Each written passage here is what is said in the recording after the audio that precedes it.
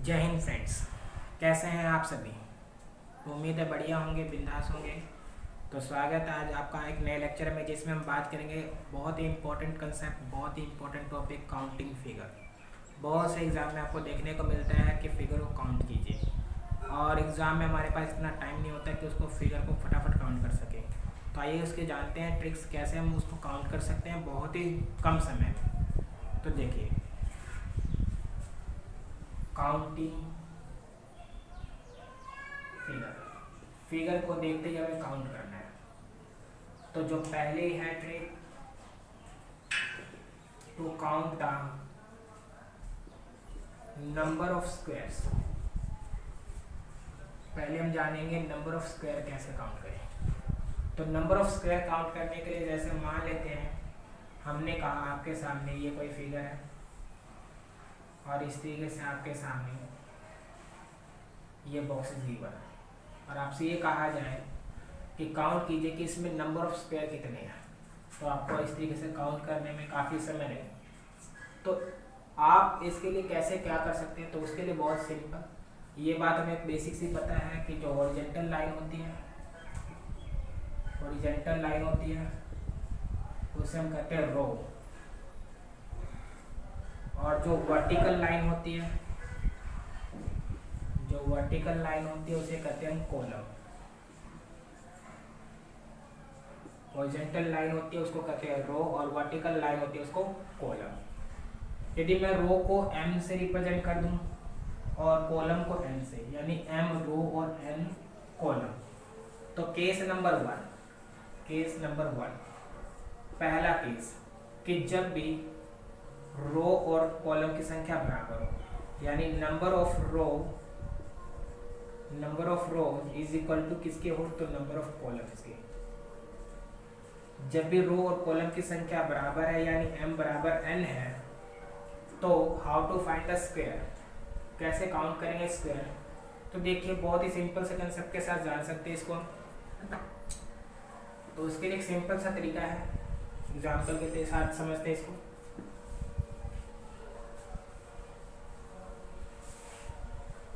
जैसे मान लेते हैं कि आपके पास है ये आकृति, ये फिगर गिवन इस तरीके से, और आपको पता करना है इसमें स्क्वायर कितने हैं।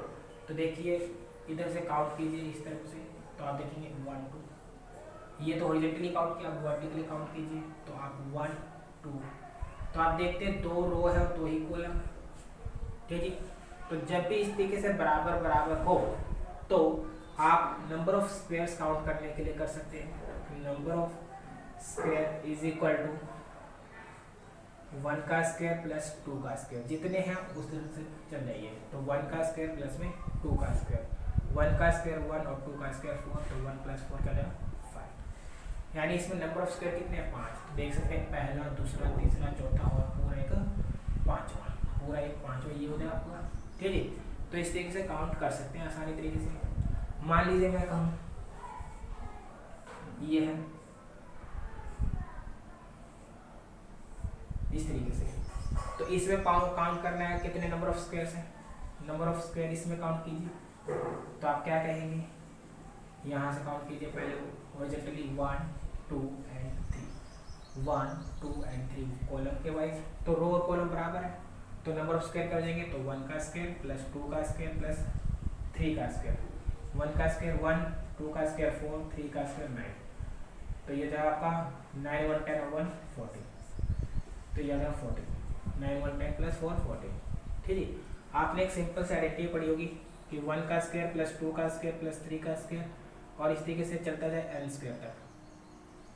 तो आप इसको समेशन ऑफ n स्क्वायर लिखते थे, और इसकी आइडेंटिटी होती थी n into n plus 1 into में 2n प्लस 1 अपॉन में 6। आप चाहो तो इस तरीके से भी निकाल सकते हो कि कितने तक सम है।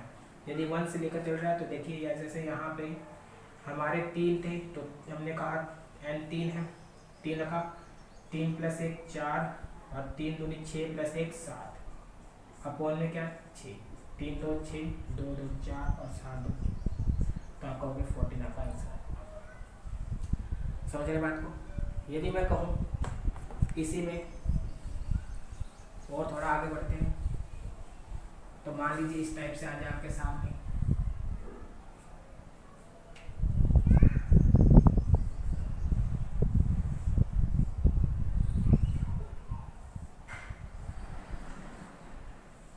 इसमें नंबर ऑफ स्क्वायर कितने हैं काउंट कीजिए। तो फिर वही बात आप देखेंगे, पहला तो ये स्क्वायर तो आप देंगे 1 2 तो इसके अंदर तो आप समझ गए होंगे 5 देंगे। अभी हमने सोल्व किया था कि 1 का स्क्वायर प्लस 2 का स्क्वायर, 1 का स्क्वायर प्लस 2 का स्क्वायर यानी 1 plus 4 that is equal to 5। ये इस तरीके से आ गया था। अब इसको भूल जाइए, अब बड़े वाले फिगर पे आएंगे। तो फिर आप बड़े वाले फिगर में भी देखेंगे 1 2 1 2, तो यहाँ भी आप आएंगे बड़े वाले फिगर के हिसाब से भी कितने देंगे 5, क्योंकि 1 का स्क्वायर प्लस 2 का स्क्वायर यानी कितना देंगे 5। सेम वही क्या 1 प्लस 4 5 बन गए। तो आप टोटल कर रहे हैं तो नंबर ऑफ स्क्वायर्स हमारे टोटल कितने हो जाएंगे, तो नंबर ऑफ स्क्वायर्स हो जाएंगे टोटल कितने, तो 5 प्लस में 5 यानी 10। इस तरीके से निकाल सकते हैं, कोई दिक्कत वाली बात नहीं। सिमिलरली मान लेते हैं अगर फिगर थोड़ा सा और बढ़ा दे दिया जाए, ज़्यादा नंबर ऑफ रोज और ज़्यादा नंबर ऑफ कॉलम्स आने,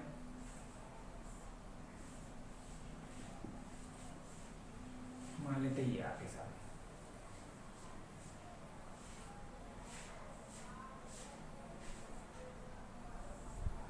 इसमें नंबर ऑफ स्क्वायर काउंट करते हैं तो आप फिर वही 1 2 3 4 1 2 3 4 ठीक है।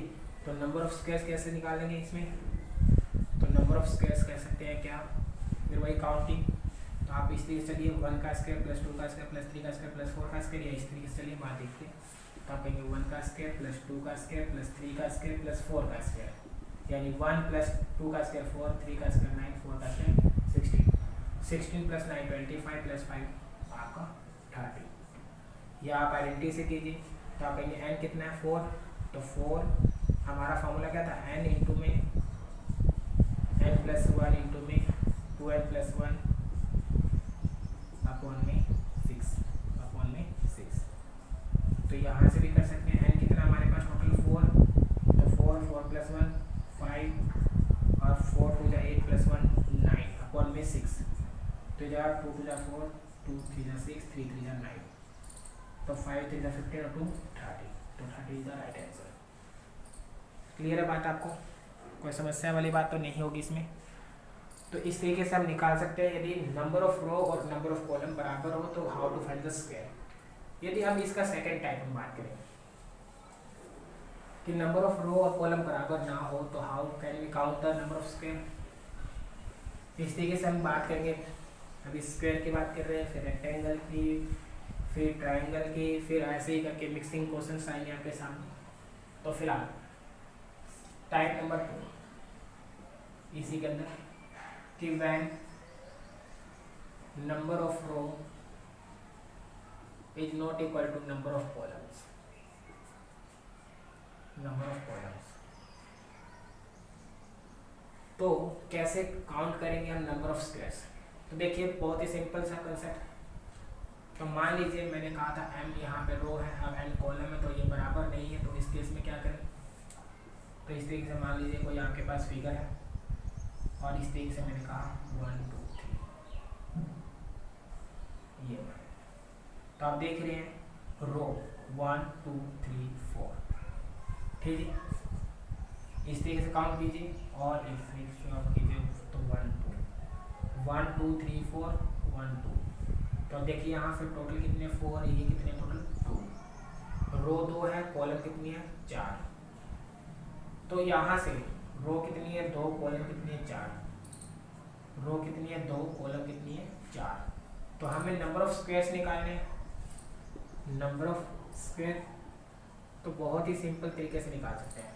तो कैसे, तो पहले आप क्या कीजिए 2 इंटू 4 इसको लिख दीजिए, फिर इसमें एक कम कीजिए तो आप कहेंगे 1, इसमें एक कम कीजिए तो 3। आपको 1 तक ही करना है, तो इसके आगे जाएंगे तो 0 हो जाएगा, तो 0 इंटू एनीथिंग 0 हो जाएगा, तो उसको काउंट करने से फायदा नहीं।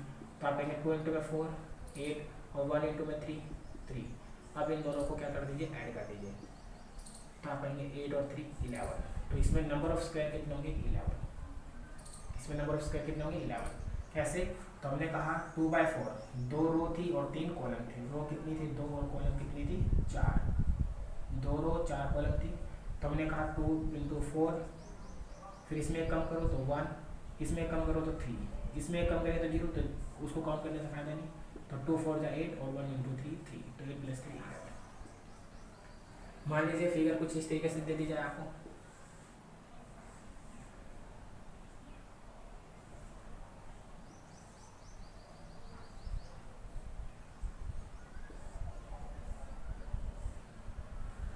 तो 1 2 3 4 1 2 3 इस तरीके से दे दी जाए, और इसमें कहा जाए नंबर ऑफ स्क्वायर निकालिए, इस क्वेश्चन में कहा जाए नंबर ऑफ स्क्वायर निकालिए, तो अभी वही सेम केस लगाइए। देखिए बराबर तो है नहीं, यहाँ 3 है रो और यहाँ कॉलम कितनी है 4, तो 3/4 की 3/4 की, तो पहले 3/4 लिख दीजिए, ठीक है। फिर इसी में 3 में कम कीजिए 2, 4 में कम कीजिए 3, फिर 2 में कम कीजिए 1, 3 में कम कीजिए 2, और आगे करेंगे तो 0 हो जाए, तो इसको करने का कोई फायदा नहीं। तो 3 और 4 12, मल्टीप्लाई कीजिए 3 और 4 12, 2 और 3 6, 1 और 2 2। अब इनको ऐड कर दीजिए, तो आप क्या कहेंगे 12 और 6 18 और 2 20। तो हम कह सकते हैं इसमें टोटल नंबर ऑफ स्क्वायर कितने हैं 20 is the right answer. Clear. इसी तरीके से एक और एग्जांपल,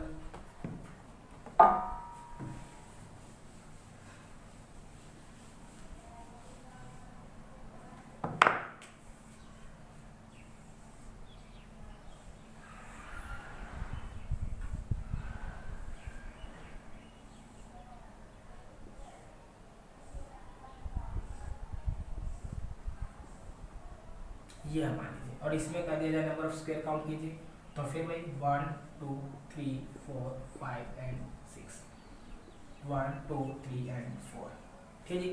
तो इसमें रो कितनी है, तो आप देखेंगे 4, रो कितनी है 4, कॉलम कितनी है 6, ठीक है।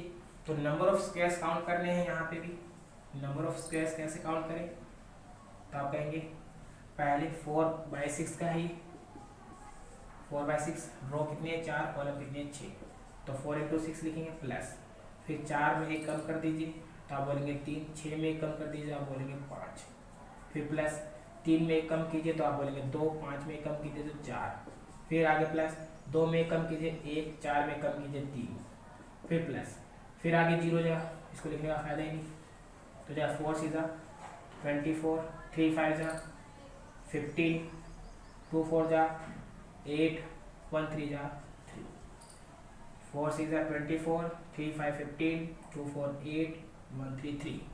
कैसे, तो 4/6 का था तो 4/6, 4 में 1 कम किया 3, 6 में 1 5, 3 में 1 कम 2, 5 में कम 4, 1 2 में 1 कम 3 1 और 4 में 1 3।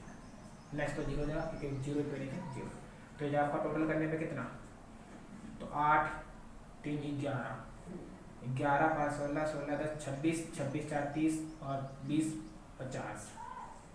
काउंट करके देखिए 50 बनते क्या, 8 3 11, 11 5 16 10 26, 26 4 30 और 20 50, तो ये 50 बन जाएंगे आपके पास। तो हम कह सकते हैं कि यहाँ पे नंबर ऑफ स्क्वायर्स कितना देंगे, तो 50। उम्मीद है ये बात क्लियर हो गई होगी आपको।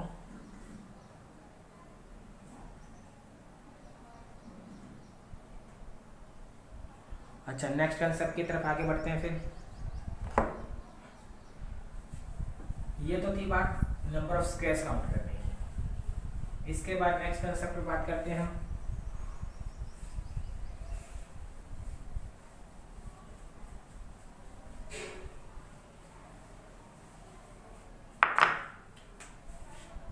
how to calculate the number of columns और number of rectangles find करते हैं।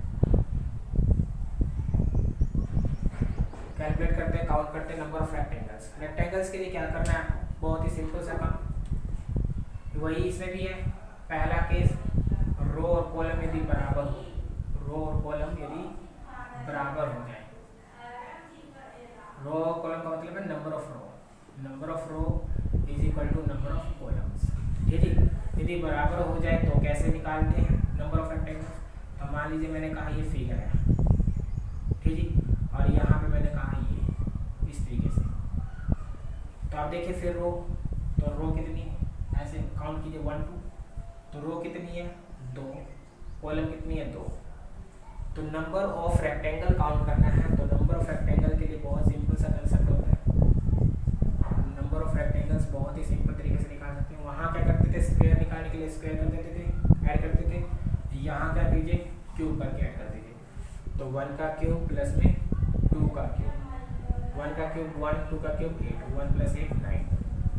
तो आप देखेंगे इसमें कितने रेक्टेंगल बन जाएंगे, तो 9 बन जाएंगे। इसी तरीके से मैं कहूँ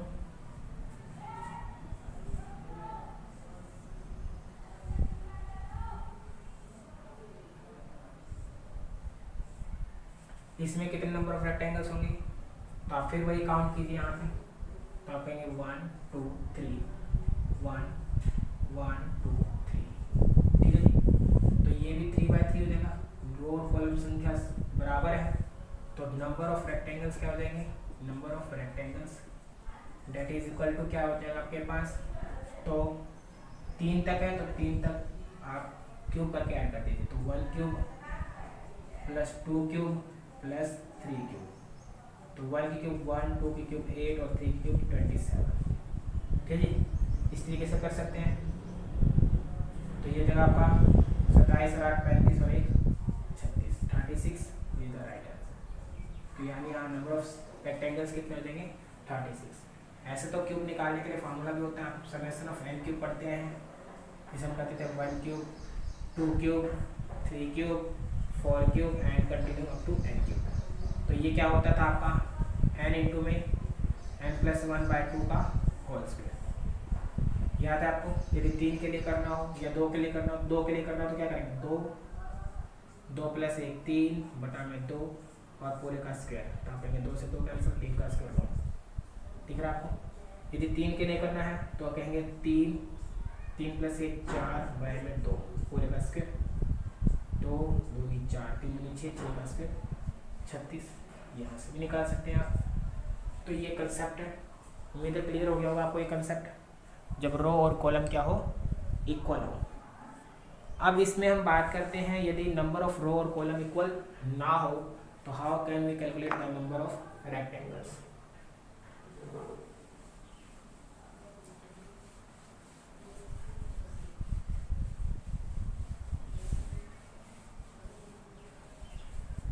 तो कंसेप्ट सेकंड कि जब आपके पास नंबर ऑफ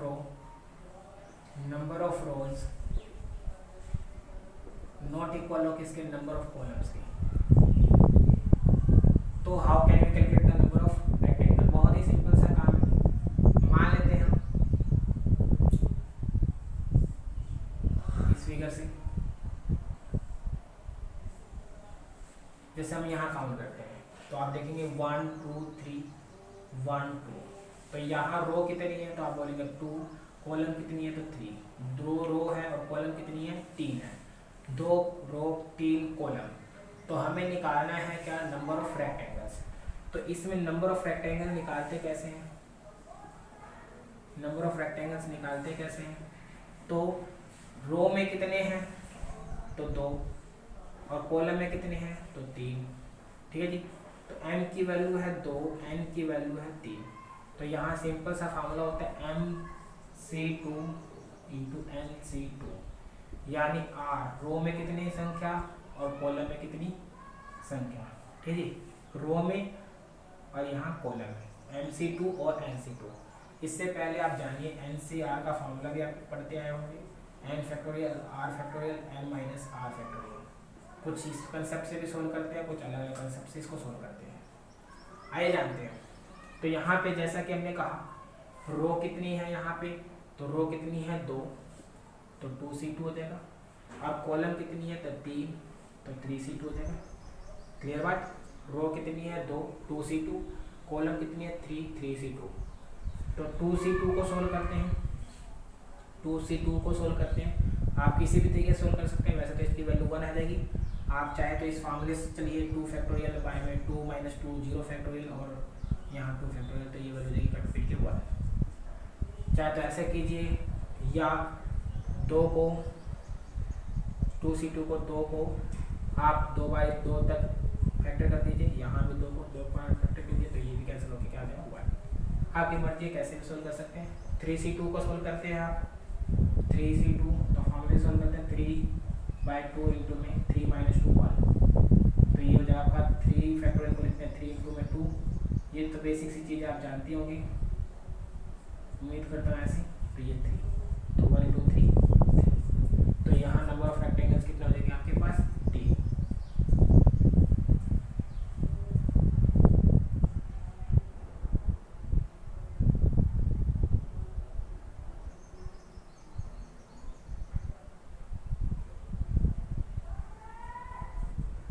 इसके बाद नेक्स्ट बात करते हैं इसी में।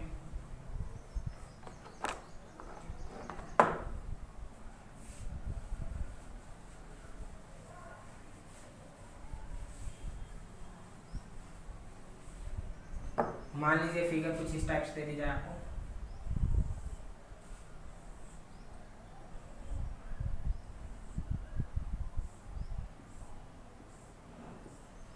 तो इसमें पता करना हो आपको कितने नंबर ऑफ रेक्टेंगल है, तो आप काउंट कीजिए 1 2 3 4 5 1 2 3।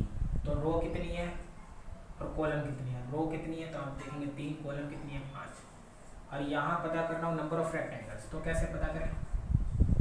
तो number of rectangles is equal to जब आपका किसका, तो आप कहेंगे वही सेम काम 3c2 और 5c2। ठीक है, 3c2 को सोल्व कर लीजिए आप अलग से। 3c2 तो 3 को 2 बार आप फैक्टर कर दीजिए, तो 3 2 बाय में 2 2 से 2 खत्म, 3 3। और 5c2 को फैक्टर कर दीजिए आप इसी तरीके से, कितनी बार 2 बार, तो 5 2 में 4 बाय में 2, 2 2 4 यानी 10।